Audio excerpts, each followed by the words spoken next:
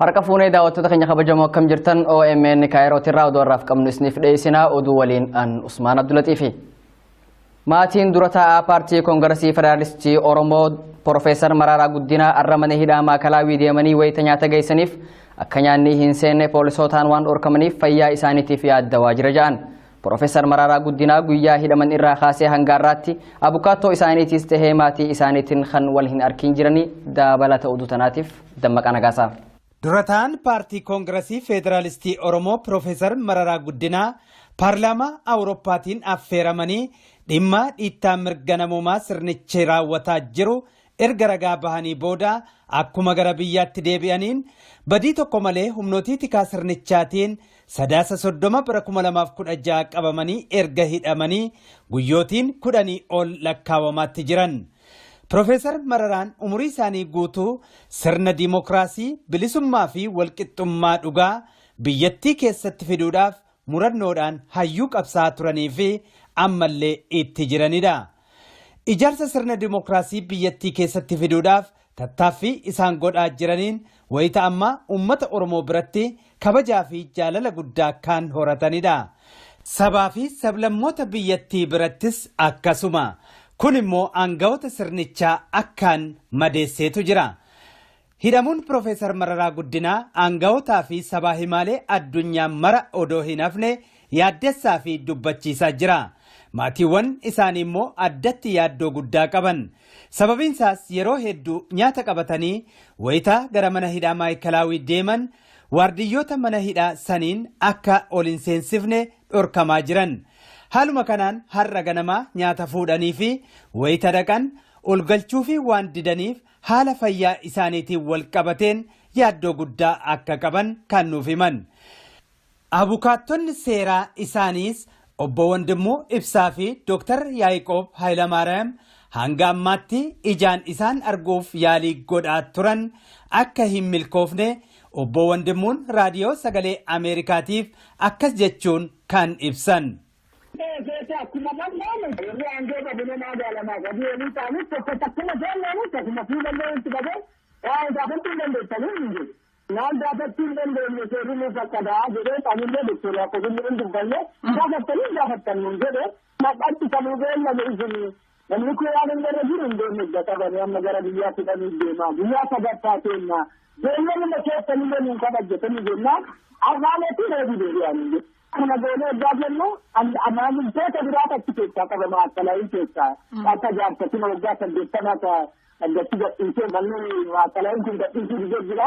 Doktor Yaaqoobiin gaggeessee deemee ijoollee kana gaafachuu danda'a jennaan hin dandeessanaan jedhanii Doktor Yaaqoobiin gaggeessee deemee waardiyaan galgala deematti amma hundumuu seejjisunaan hin jedhan jedhanii galgalmatti filan ari'an jechuudha. Mootummaan wayyaanee Profeesar Mararaa Guddinaa kan hidheef labsii yeroo muddamsaa cabsanii sababa jedhu ture. Haa ta'uti himannaan isaan irratti dhiyaate garuu addadhaa jedhu abukaattoon seeraa isaanii obbo Wandimmoo Ibsaa. Mootummaa Itoophiyaa keessatti deddeebi'amee labsii yeroo muddamtii kana keewwata nama tuqqaa tokko cabse jedhamee himamee amma doktoriin qabamee jennaan illee akkuma abukaattoo seeraatitti kana ta'uun laatila jedhee facee laalee argachuu hin dandeenye. Amma achirraa bahee goorgisii araadaa mana murtee yeroodhaa kan jedhamu saffate mana galmee dhaqee ta'uu agaraa keessan maaliirii anis rakkatti mootummaan jedhu Maraaraan labsii yeroo muddamsiisaa qabse jedha. Asitti illee jaarsi kan himatama jedhanii jimaata beengaddaa yeroo keessaadha jedhama. Kan abbaan baasuu qabdu jennaan sitti muddamuu jedhanii galmee baasanii ni dubbisnaan jedhan. Maal jedha galmichi jimata afaan Amaariffaatiin Kanaalummaa መረዳዳትን የማገብረስ ብሎ ሽብርተኞችን ሲማመልም የተገኘ በመሆኑ በሽብር ወንጀል ተከሳይ አመከረና ቢተባ ገደለ ለጋ ተገቢ በረሱ ሸረከተ ኦጆ malammalaa waan dhabalee shororkeessaa mul'atame jedha lakkoofsa galmeetti beekameetiin galmaa'ee jira jechuudha. Mootummaan wayyaanee himannaa dharaa fi wal fakkaataatiin hooggantoota paartichaa obbo Baqqalaa Garbaa, obbo Dajanee Xaafaa, obbo Gurmeessaa Ayyaanoo, obbo Dastaa Dinqaa fi obbo Addisuu Bullaallaa mana hidhaa Qilixootti hidhee hiraarsaa kan jiru yommuu ta'u, hoogganaa paartichaa kan biroo immoo obbo Olbaanaa Leellisaa murtii waggaa 12 irratti murteessuun mana hidhaa Qaallittii keessatti hiraarsaa jiraachuun kan beekamudha. Godina addaa naannawaa Finfinnee laga daadhiitti dhaabbanni wayyaanee waliin dalagu CCD'n qonnaan bultoota kumaantamaan lakkaa'aman lafa irraa saamee fi warshaalee irratti ijaarachaa jiraachuun beekame. Qonnaan bultoonni sababa dhaaba kanaatiif hiyyoomanii alatti akka bahan hojjetaan dhaaba kanaa OMN itti hime. Dabalata qabna. Godina addaa naannoo Finfinnee laga Xaafootii fi laga daadhiitti mootummaan lafa uummataa saamee fudhachuu itti fufee jira. Keessattuu dhaabbanni CCD kan jaarmee manaatiin wal qabatee dalagu Oromoota naannawa sanii lafa irraa guuree osoo uummata akka bakka hin buusiniif harka qullatti hambisee lammii alatti gad yaasaa akka jiru jiraattonni dubbatan. Qonnaan bultoonni dur oomisha gaarii lafa isaaniitirraa harkatanii ittiin qanani'aa turan amma garuu hiyyoomanii lafa isaanii irratti qaxaramanii jiruu harkaa fi afaan jidduu jiraachaa akka jiran beekame. Magaalaa kan argan galee naannoo waggaa 8 akkasiteera. Haaluma kanaan bifa hojii humnaatiin kan achiisa gale CCD kana keessa. CCD kana jechuun qabeenya uummata qonnaan bulaa kana erga gatii gadaanaa irraa fudhatee booda harallee itti fufeetu gochi qalbeessaaf eegatti raawwatamaa turellee akkuma keenya waraabetti siniin ergatee yaalii kan ture naanni joofnee uummata gatii salphaadhaan uummanni siyaachaa jiru qonnaan bulaan akka jirutti bifa qabanyaa ta'ee qabbantii eegaa jira. Haaluma kanaan ammallee bifa jijjiirateetu kan uummata sanarraa gadhiisaa jiran bifa bakka magaalaa kantiibaa magaalaatu beeka jecha jedhuun abbaa barbaadeetu dhufee akka barbaade irratti mana irratti ijaarrachaa jira bakka garaagaraa jiraatee. Dhaabbanni wayyaaniin duuba teessee gara gaggalchitu CCD kun lafa bal'oo yoo xiqqaattee ona tokko geessu fudhatee akka barbaadetti keessa deemee waan fedhe irratti hojjechaa jiraachuu fi hojjettoota isaa guyyaa guutuu dhagaa falaccisiisaa oolee birrii 40 qofa kan itti kennu ta'uu hojjetaan dhaabbata kanaa tokko nutti hime. Galiin dhaabbanni kun lafa sanirraa harkatu biliyeenotaan kan lakkaa'amuu fi qonnaan bultoonni kumaantamatti shalagaman sababa dhaabbata kanaatiif rakkatuun achitti hojjettoonni dhaabbata kanaatu hanqina ifaa fi bilisatti yaada ifii ibsachuu dhabuu mirga guutuu kan hin qabne ta'uu keessa beekaan dhaabbata kanaa haala kanaan ibsan. Kana dhoksaadha dubbichi bifa dhoksaa ta'ee kan isaan fayyadamaa jiranii nama hojjetaa achi keessaati bakka guyyaatti namni tokkitti dhagaa baachaa oolee guyyaa tokkitti birrii 47 oola dhagaa baachaa oolee kaan maal ta'aa oolee uummataaf kan kaffalan birrii 20 ture amma naannoo birrii 30 waan ta'e galchaniiru kaareedhaan jechaadha. Kanaan booda lafti tokkitti manni tokkitti irratti ijaaramtee viillaa beetiidhaan jiilee 13 gurguramaa jira. Akka jirutti yoo hin barbaade ta'e kan ganda tokko taatu alma tokko kutaata akka fedha taatu bakka barbaadetti tokkitteetti safaratee hidhateetu akka barbaade godhee akka barbaadetti irraa kutee uummata sana tokko isaatiin durii akka barbaadetti lafa jalaan hamma barbaade kennaafi uummanni sun yeroo duriin harkaa dhume kana uummanni naannoo sana akka jirutti yoo xiqqaate kumaatamaan kan lakkaa'ame barrii eegaa ta'anii jiraachaa jiru. Loltoonni agaazii konkolaataa 8 gara godina Shawaa Lixaa aanaa Ada'aa Bargaatti bobba'uun uummata goolaa jiraachuun gabaafame. Dararaan hanga fedhe hammaattus qabsoo mirgaa gaggeessaa jiran irraa akka if booda hin deebine dhaammatanii dabalata oduu tanaatiif Dammaqaa Nagaasaa. Jiraataan godina Shawaa Lixaa aanaa Ada'aa Bargaa tokko yaadanuuf kenneen wayita ammaa kana mootummaa wayyaanee ajaja koomaand poostiin naannicha bulchaa jiru loltoota isaa konkolaataa 8 fidee qubachiisuudhaan uummata nagaa reebsisaa fi saamsisaa jira jedhan. Sababiin isaas mormii karaa nagaa uummatichi godhaa turee fi ammallee itti jiru haaloo bahuudhaaf kan deemu fakkaatas jedhan. Dargaggoonni hedduun lubbuu isaanii oolfachuuf jecha qe'ee warra isaanii gadhiisanii baqatanii jiran. Uummataan garuu ijoollee keessan fidaa jechuudhaan bakkeewwan isaan ooyiruu hojjetanitti odoo nafne hiraarsaa jiranii jedhan.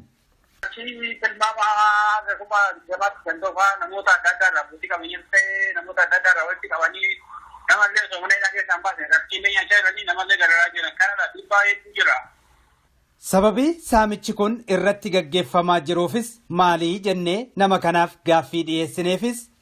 Sababni isaa bakka wanta addaa miti keessatti sababa mirga ofiitti falmatedha. Qabeenya koo kennu mirgi kiyya sarbamuun qabu mirgi biyya kabachiisuu qaba sababa jedhee falmatee malee uummanni kun waa tokko fadii tokko dalagee yookaan gahee namaa dhagee adda namaa irratti miti kan inni miidhagaaru waan adda isaa bakka dhaloota isaa irratti gadi ba'ee ol deebi'uu danda'a. Rakkoo kanaaf immoo dhuma uummatuma Oromoo aangoota biyyoota ta'anii biyya bulchaa jirantu uummata keenyatti taphachiisaa irraa kan ammoo sirreessuu qabu yeroo bilisummaa itti gonfachuu uummanni socho'aa jiru waan ta'eef sa'a kanarraa eegalanii uummata qabsaa'aa jiru kan afaan hiriiruu qabu malee uummata keenya reessisuu qabanii.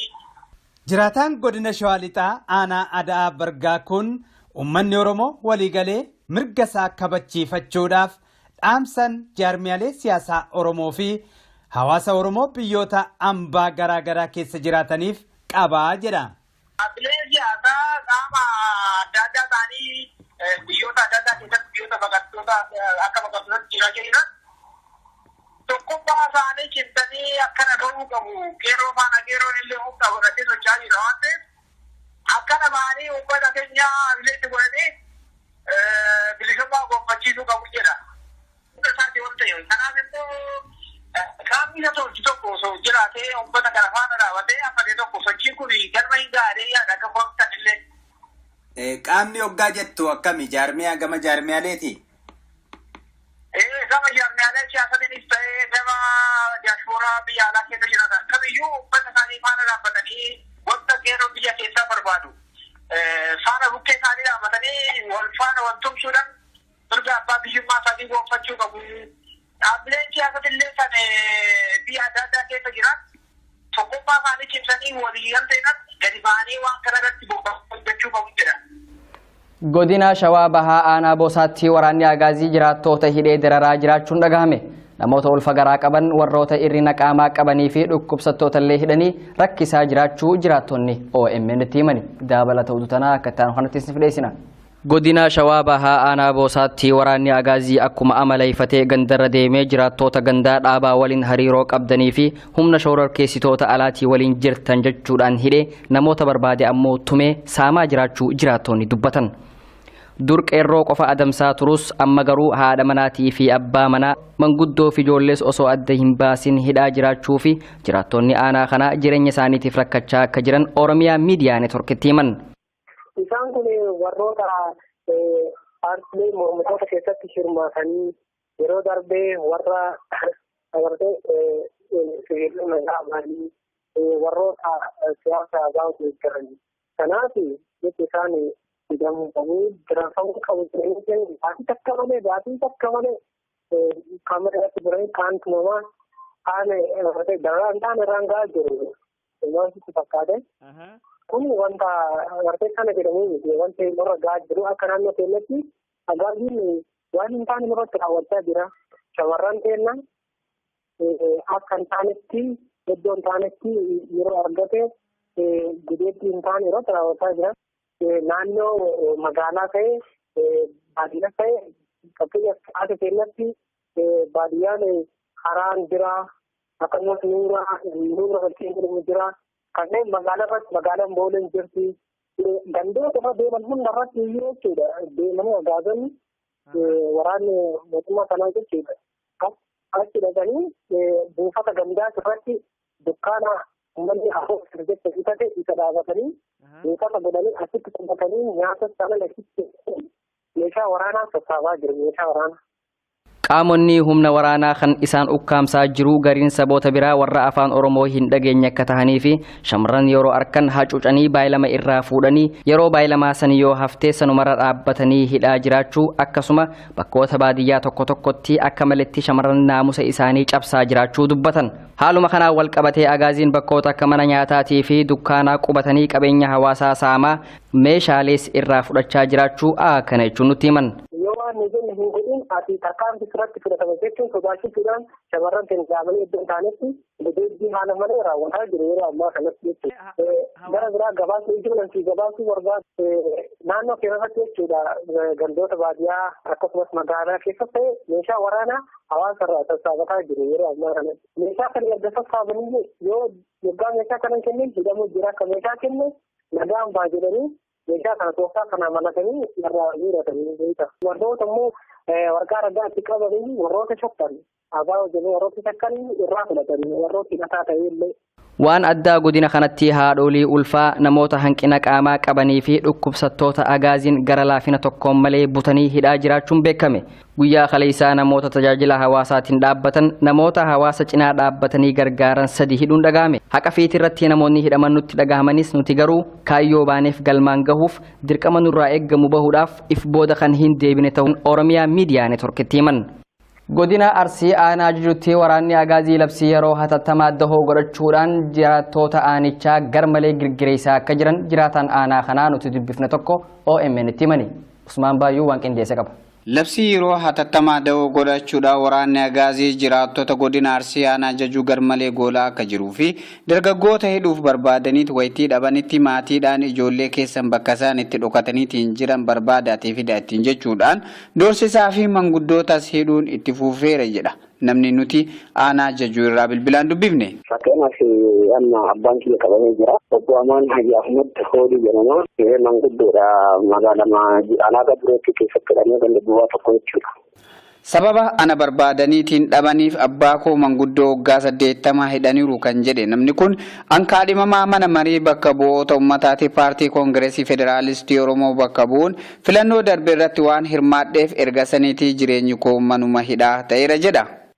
Sababni shakkunaree achirratti kaadhimamaa mana marii bakka bu'oota ummataati achirratti kan beekame. Ani ufuma darbe nayii jireenya kee walakkaa mana hidhaati. Ima jedhama hiriira dubbicha irratti illee kolleejjii poolisii Oromiyaa keessatti baay'ee na dararani. Akkasuma adaalatti illee marsaa lama hidhame qarsaa bulleessee.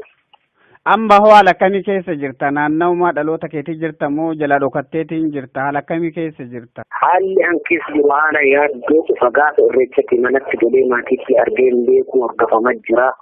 Hiriyoonni kiyya muliin badanii qeerroon badee biyya hin jiru.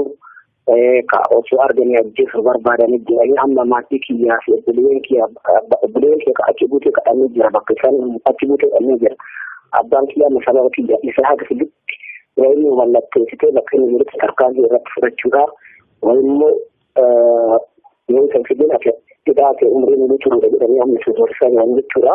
Dhumarrattis namni kun qeerroo Oromootiif dhaamsa kana dhaameera. Wanti inni hubatamuu qabu qabsoo uummata Oromoo wanna takka tarkaanfii takka of duuba akka hin deebine hubachuu qaba. Haadha yeroo ammaa kanatti qeerroon keenya xiqqaa guddaanii of beekee jira, of daree jira. Ajjeetta fi hidhallee nama keenya haadha ammallee hin laafeefne. Inni iyyuu parsantii jahaatuma mootummichuu qabsoo keenya nuuf hiriirsaa jira. Ammallee uummanni Oromoo garaa kutachuu hin qabnu. Wareegama bibbillee kennuu qabnaa tokkoon kenna wanni sodaannuu fi wanni of duuba abbaa kiyyaa miti nama fedhan lafarraa fixanii bilisummaa keenya injifachuuf gonfachuuf wanni of duuba nu beeksisu hin qeerrooleen hirrifatina uummanni kennalleen hirrifatina. Daawwattoota keenya kabajamoo naraaf jannetanuma gaama kiyyaa nageettecha qophii OMN FT waliin turtii gaarii.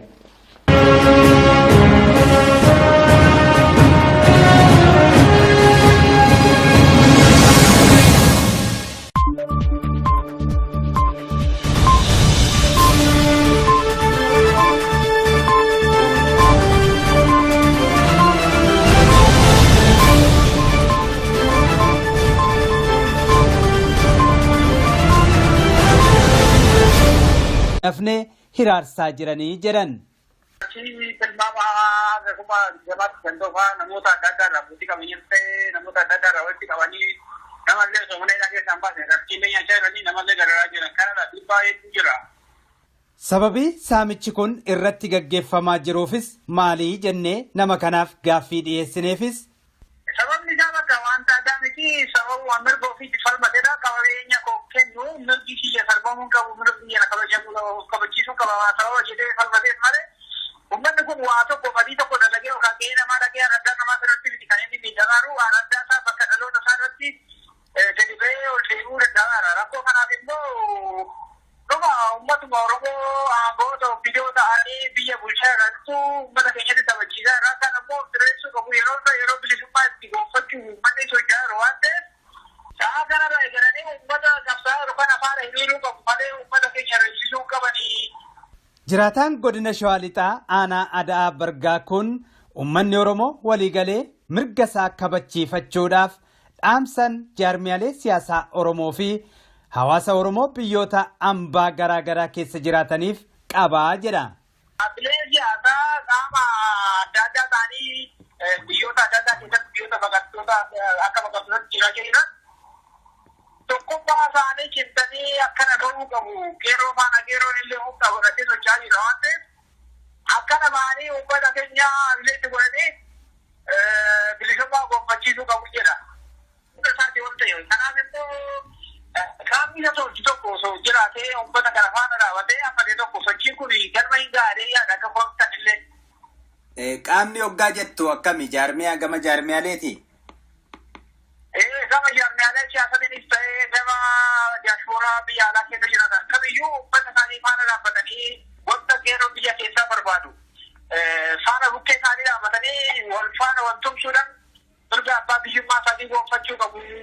Dhaabbileen siyaasatillee kan biyya adda addaa keessa jiran tokkummaa isaanii cimsanii walii galteedhaan gadi ba'anii waan kana irratti hojjechuu qabu jedha. Godina Shawaa Bahaa Aanaa Boosaatti waraanni Agaazii jiraattoota hidhee dararaa waan didaniif haala fayyaa isaaniitiin wal qabateen yaaddoo guddaa akka qaban kan nuuf himan. Abukaattonni seeraa isaaniis obbo Wandimmoo Ibsaa fi Dr. Yaaqoob Hayilamaariyaam hanga ammaatti ijaan isaan arguuf yaalii godhaa turan akka hin milkoofne obbo Wandimmuun raadiyoo sagalee Ameerikaatiif akkas jechuun kan ibsan. Akkuma bal'aan yeroo aangoo qabne magaalamaa gadi olii ta'anii tokko takkuma jaalladhu akkuma fuudhannee itti qabee waan gaafachuu hin dandeessanii hin jiru. Naan gaafachuu hin dandeenye seerri nuuf akkadaa jedhee qaamillee doktorii akka inni hin dubbanne gaafatanii jedhee maqaatti kamuu beellame isinii namni kun waan hin gara jiru hin deemne qabanii amma gara biyyaa fudhanii deemaa biyyaa sadarkaa keenyaa beellamuma keessanillee nuun kabajjetanii jennaan afaaneetii reebii deebi'anii jiru. Kana goonee egaa jennu maamiltoota biraata achi keessaa qabama akkalaayii keessaa akka jaarsatina waggaa 80 akka addatti gadhiisee manneen akkalaayii kun gadhiisuu dhigee jira. Doktor Yaaqoobiin gaggeessee deemee ijoollee kana gaafachuu danda'a jennaan hin dandeessanaan jedhanii Doktor Yaaqoobiin gaggeessee deemee waardiyaan galgala deemnetti amma hundumuu seejjisunaan hin jedhan jedhanii galgalmatti filan ari'an jechuudha. Mootummaan wayyaanee Profeesar Mararaa Guddinaa kan hidheef labsii yeroo muddamsaa cabsanii sababa jedhu ture. Haa ta'uti himannaan isaan irratti dhiyaate garuu addadhaa jedhu abukaattoon seeraa isaanii obbo Wandimmoo Ibsaa. Mootummaa Itoophiyaa keessatti deddeebi'amee labsii yeroo muddamtii kana keewwata nama xiqqaa tokko cabse jedhamee himamee amma doktoriin qabamee jennaan illee akkuma abukaattoo seeraatitti kana ta'uun laatila jedhee faceenaalee argachuu hin dandeenye. Amma achirraa bahee goorgisii araadaa mana murtee yeroodhaa kan jedhamu kan dhaqee mana galmee dhaqee ta'uu agaraa keessan maaliif anis rakkatti kan mootummaan jedhu Maraaraan labsii yeroo muddamsiisaa qabse jedha. Asitti illee jaarsi kan himatama jedhanii jimaata beengaddaa yeroo keessaadha jedhama. Kan abbaan naa baasuu qabdu jennaan sitti muddamuu jedhanii galmee baasanii ni dubbisnaan jedhan. Maal jedha galmichi jimata afaan Amaariffaatiin Kanalama merredaatun yana debre gidiyor şiddete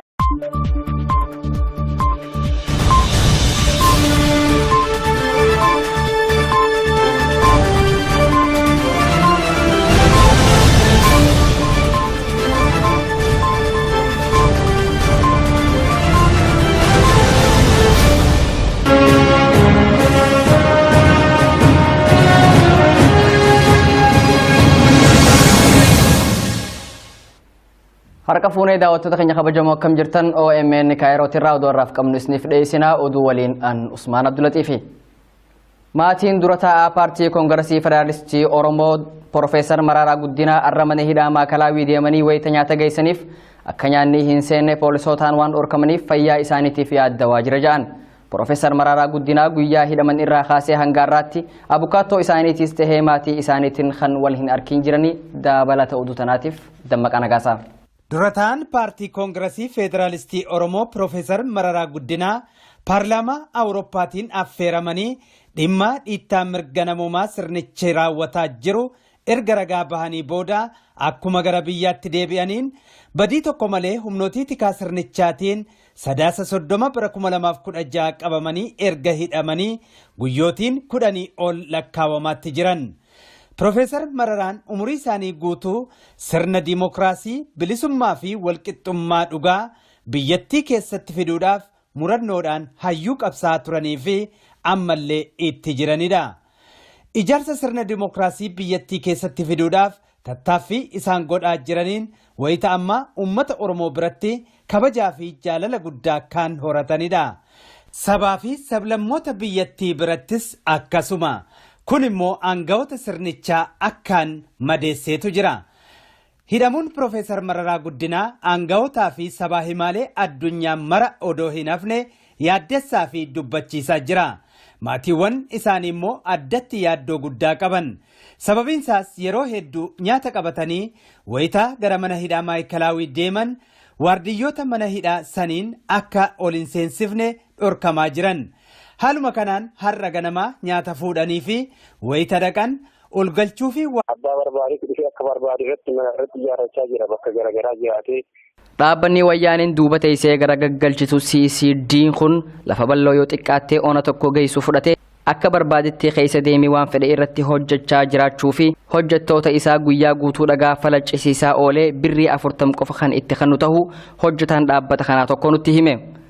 Galiin dhaabbanni kun lafa sanirraa harkatu biliyeenotaan kan lakkaa'amuu fi qonnaan bultoonni kumaantamatti shalagaman sababa dhaabbata kanaatiif rakkatuun achitti hojjettoonni dhaabbata kanaatu hanqina ifaa fi bilisatti yaada ifii ibsachuu dhabuu mirga guutuu kan hin qabne ta'uu keessa beekaan dhaabbata kanaa haala kanaan ibsan. Kana dhooskaadha dubbichi bisa dhooskaa ta'ee kan isaan fayyadamaa jiranii nama hojjetaa achi keessaatii bakka guyyaatti namni tokkitti dhagaa baachaa oolee guyyaa tokkitti birrii 47 oola dhagaa baachaa oolee. Kan maal ta'aa oole. Uummataaf kan kaffalan birrii 20 ture amma naannoo birrii 30 waan ta'e galchaniiru kaareedhaan jechaadha. Kanaan booda lafti tokkittiin manni tokkittiin irratti ijaaramtee viillaa beetiidhaan biiliyoona 13 gurguramaa jira. Akka jirutti yoo hin barbaade ta'e kan ganda tokko taatu alma tokko taatu akka fedha taatu bakka barbaadetti qixxeetti safaratee hidhateetu akka barbaade godhee akka barbaadetti raakutee uummata sana tokko taati. Durii akka barbaadetti lafa jalaan hamba barbaade kennaafi uummanni sun yeroo durii harkaa dhume kana uummanni naannoo sana akka jirutti yoo xiqqaate kumaatamaan kan lakkaa'ame barrii eegaa ta'anii jiraachaa jiru. Loltoonni agaazii konkolaataa 8 gara godina Shawaa Lixaa Aanaa Ada'aa Bargaatti bobba'uun uummata goolaa jiraachuun gabaafame. Dararaan hanga fedhe hammaattus qabsoo mirgaa gaggeessaa jiran irraa akka if booda hin deebine dhaammatanii dabalata oduu tanaatiif Dammaqaa Nagaasaa. Jiraataan godina Shawaa Lixaa Aanaa Ada'aa Bargaa tokko yaadanuuf kenneen wayita ammaa kana mootummaa wayyaanee ajaja koomaand poostiin naannicha bulchaa jiru loltoota isaa konkolaataa 8 fidee qubachiisuudhaan uummata nagaa reebsisaa fi saamsisaa jira jedhan. Sababiin isaas mormii karaa nagaa uummatichi godhaa turee fi ammallee itti jiru haaloo ba'uudhaaf kan deemu fakkaatas jedhan. Dargaggoonni hedduun lubbuu isaanii oolfachuuf jecha qe'ee warra isaanii gadhiisanii baqatanii jiran. Uummataan garuu ijoollee keessan fidaa jechuudhaan bakkeewwan isaan ooyiruu hojjetanitti odoona. በሽብር ወንጀል ተፈቷል። አመከረና ቢተዳ ገደለ ለጋ ተጀቢ በእሱ ሽረከተ ታኦጀ ማላማላሚዋን ቀደመ ሽረከተ ምናተነ ለጋ ያከተገለት የተለመደ መልማው ድረጅቲዳ mootummaan wayyaanee himannaa dharaa fi wal fakkaataatiin hooggantoota paartichaa obbo Baqqalaa Garbaa, obbo Dajanee Xaafaa, obbo Gurmeessaa Ayyaanoo, obbo Dastaa Dinqaa fi obbo Addisuu Bullaallaa mana hidhaa Qilixootti hidhee hiraarsaa kan jiru yommuu ta'u, hoogganaa paartichaa kan biroo immoo obbo Olbaanaa Leellisaa murtii waggaa 12 irratti murteessuun mana hidhaa Qaallittii keessatti hiraarsaa jiraachuun kan beekamudha. Godina addaa naannawaa Finfinnee laga daadhiitti dhaabbanni wayyaanee waliin dalagu CCD'n qonnaan bultoota kumaantamaan lakkaa'aman lafa irraa saamee ifi warshaalee irratti ijaarachaa jiraachuun beekame. Qonnaan bultoonni sababa dhaaba kanaatiif hiyyoomanii alatti akka bahan hojjetaan dhaaba kanaa OMN itti hime. Dabalata qabna.